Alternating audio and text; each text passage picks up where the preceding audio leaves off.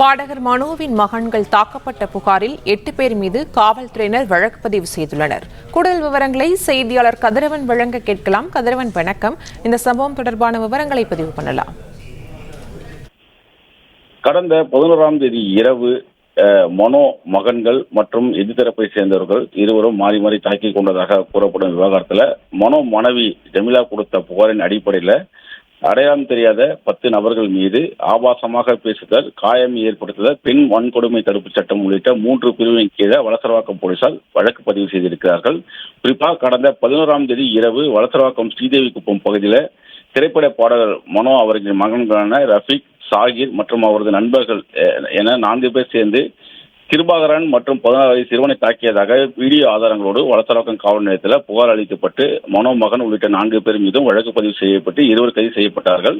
மனோ மகன்கள் கடந்த 9 நாட்களாக தலைமறைவாகி இருக்கிறார்கள். இந்த நிலையில் சம்பவம் நடந்த சில தினங்களில் மனோ மனைவி ஜமீலா ஒரு புகார் ஒன்றையும் அளித்திருந்தார். அதில் இருசக்கர வாகனத்தில் வந்த 10க்கும் மேற்பட்டோர் கற்கள் மற்றும் கட்டை போன்ற ஆயுதங்களால் தன்னையும் தனது மகன்களையும் தாக்கியதாக புகார் அளித்திருந்தார்.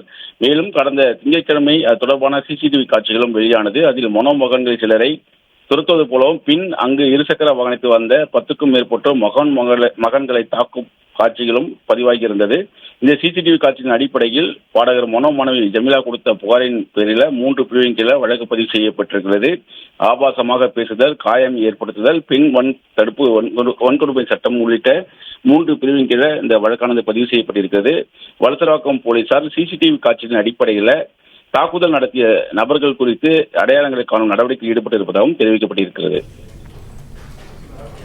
விவரங்களுக்கு நன்றி கதிரவன்.